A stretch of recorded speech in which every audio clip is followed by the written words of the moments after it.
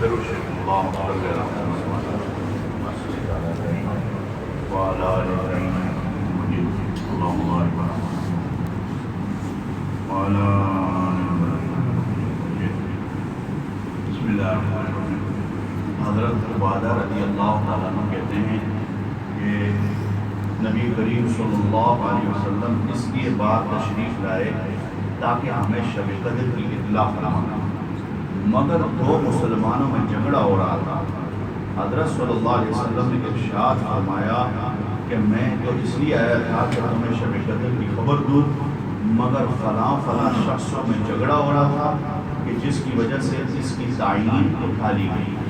کیا بعید ہے کہ یہ اٹھا لینا اللہ تعالیٰ کے علم میں بہتر ہو، لہٰذا اب اس رات کو نامی اور ساتویں اور پانچویں رات میں تلاش کریں. حضرت عبادہ رضی اللہ تعالیٰ عنہ کہتے ہیں کہ نبی کریم صلی اللہ علیہ وسلم اس لیے بات تشریف لائے تاکہ ہمیں شب قدر کی اطلاع فرمائیں، مگر دو مسلمانوں میں جھگڑا ہو رہا تھا. حضرت صلی اللہ علیہ وسلم نے ارشاد فرمایا کہ میں تو اس لیے آیا تھا کہ تمہیں شب قدر کی خبر دوں، مگر فلاں فلاں شخصوں میں جھگڑا ہو رہا تھا کہ جس کی وجہ سے اس کی تعین اٹھا لی گئی.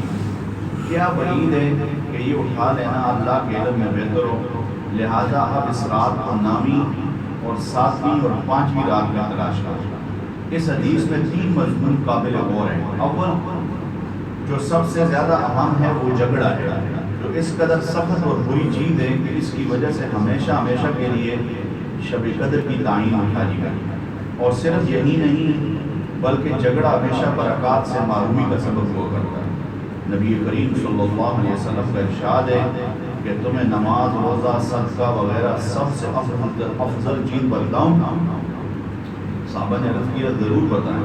حضور صلی اللہ علیہ وسلم نے فرمایا کہ آپس کا سلوک سب سے افضل ہے، اور آپس کی لڑائی دین کو موڑنے والی ہے. یعنی جیسے اسرے سے سر کے بعد ایک دم صاف ہو جاتے ہیں، آپس کی لڑائی سے بھی دین اسی طرح صاف ہو جاتا ہے.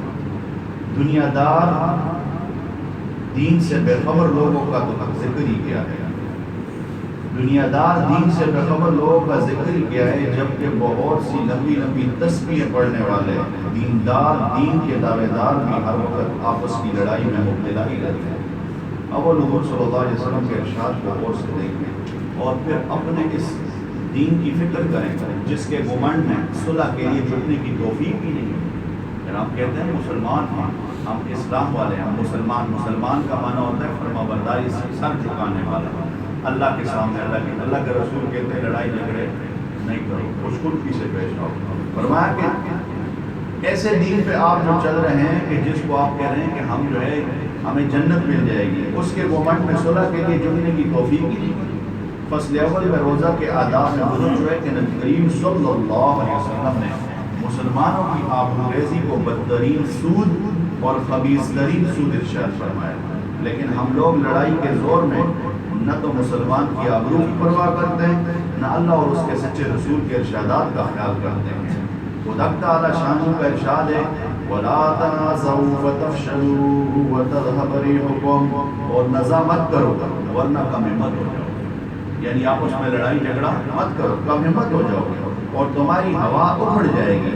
یعنی ایسے ہو جاؤ گے کہ جس طرح غبارہ اڑتا ہے نا، پھر تمہارے بھی قدم نہیں جمیں گے، اور پھر جو ہے تمہیں کوئی جو ہے کافر ہوگا، کوئی غیر مسلم ہوگا، وہ تمہارے اوپر چڑھ چڑھ کے دوڑ کے آئے گا.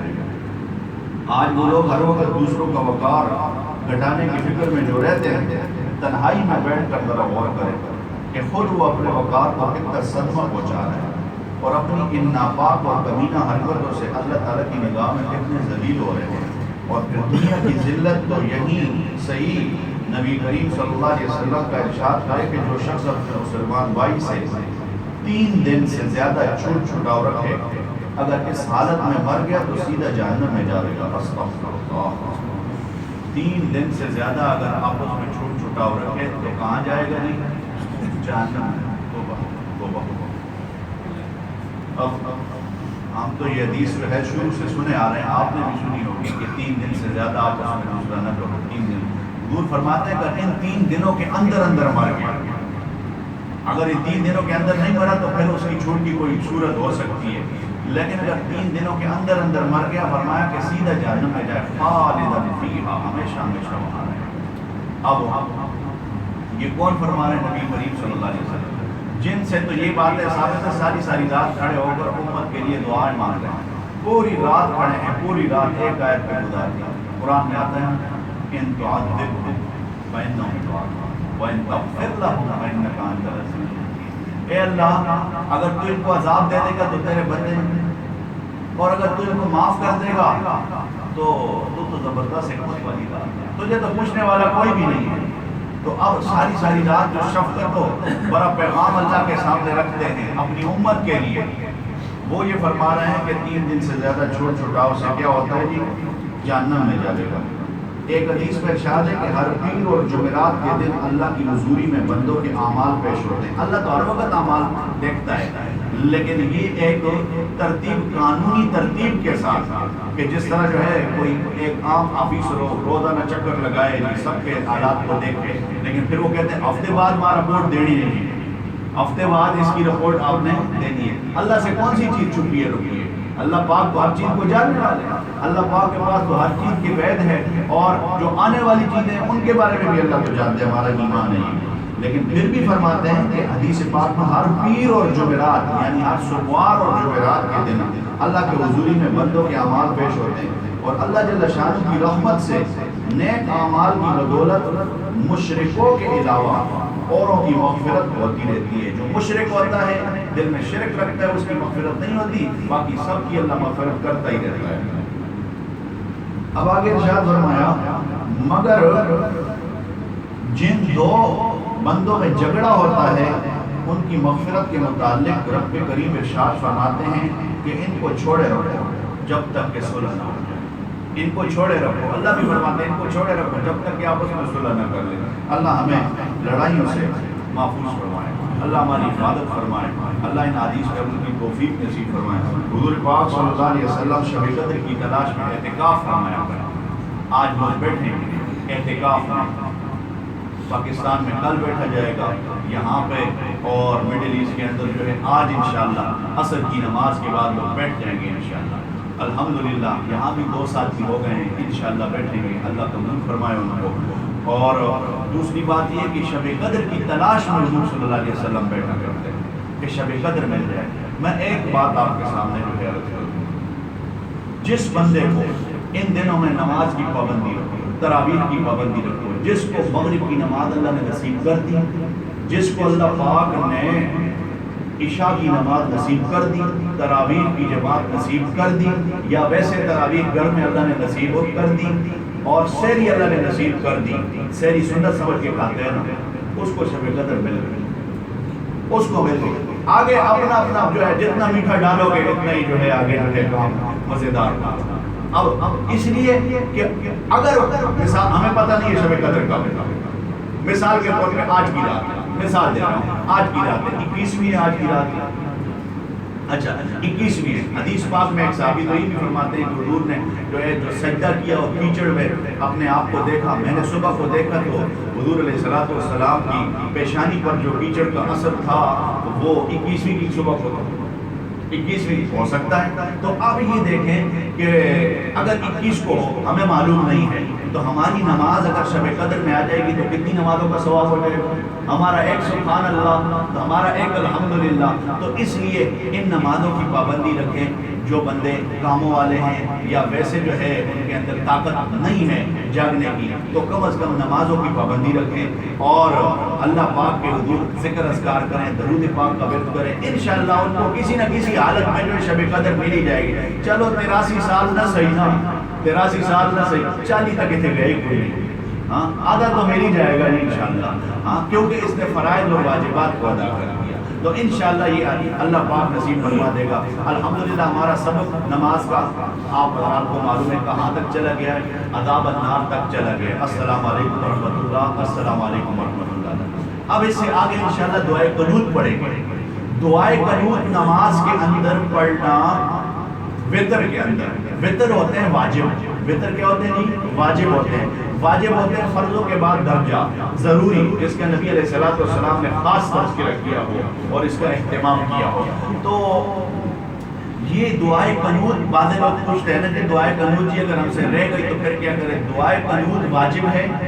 دعائے قنوت وطروں میں آخری رکعت میں پڑھی جاتی ہے، رکوع سے پہلے پڑھی جاتی ہے، اور قل اللہ احد کے بعد پڑھی جاتی ہے. درمیان میں تکبیر کہتے ہیں اللہ اکبر، اس کے بعد اللہم انا نستعینک و نستغفرک پڑھتے ہیں. تو اس میں یہ ہے کہ ہم یہ دیکھیں کہ یہ اگر ہم سے غلطی سے رہ گئی بھولے سے تو سجدہ ساو لگائیں گے. کیا کریں گے بھی؟ سجدہ ساو لگائیں گے، نماز ہو جائے گی. جان بوجھ کر چھوڑیں گے نماز نہیں ہوگی. لیکن اگر غلطی سے چھوٹ گیا، بھولے سے رکوع میں یاد آ گیا تو اب واپس نہیں آئیں گے، اس لیے کہ رکوع فرض ہے اور دعائے قنوت پڑھنا واجب ہے. تو واجب اور فرض کا آپس میں تقابل نہیں ہو سکتا، اس لیے آپ جو جس کی اہمیت زیادہ ہوگی اس طرف جائیں گے تو رکوع سے آپ جو ہے پھر واپس نہیں آئیں گے. اور اگر خدا نخواستہ بتقاضۂ بشریت کوئی بندہ رکوع سے واپس آ گیا تو دوبارہ اس کو پھر رکوع کرنا پڑے گا، یہ یاد رکھنا. اس لیے کہ اگر واپس آ گیا، اس نے دعائے قنوت پڑھ لی، اس کے بعد پھر رکوع کرے گا اور رکوع کے بعد پھر سجدہ میں، اور پھر بھی سجدہ ساو لازمی لگائے گا. تو پہلی والی بات پہ سجدہ ساو لگا دے، اس لیے کہ ڈبل کام ہو گیا نا. نہیں، اب پہلی والی بات پہ سجدہ ساو لگا دے.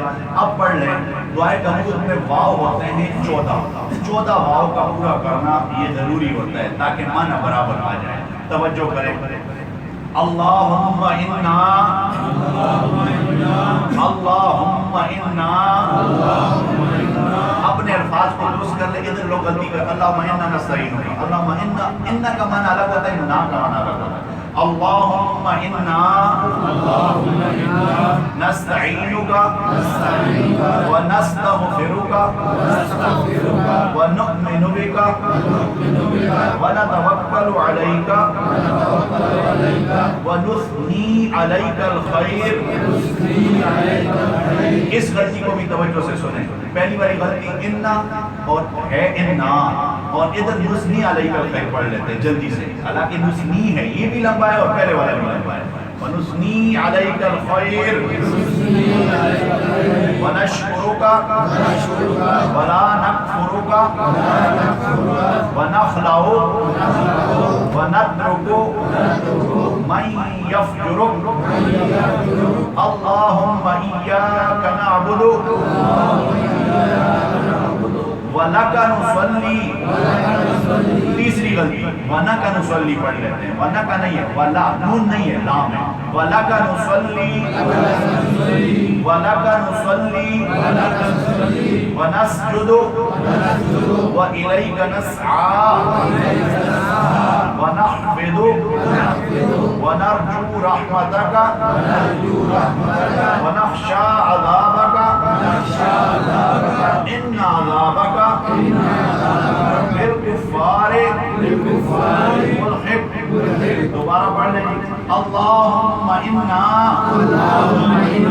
نستعینک ونستغفرک ونؤمن بک ونتوکل علیک ونثنی علیک الخیر ونشکرک ولا نکفرک ونخلع ونترک من یفجرک.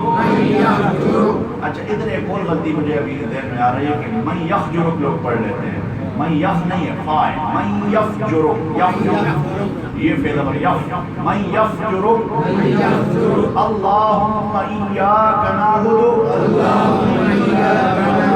وَلَكَ نُصَلِّي وَلَكَ نُصَلِّي وَنَسْجُدُ وَإِلَيْكَ نَسْعَى وَنَحْفِدُ وَنَرْجُو رَحْمَتَكَ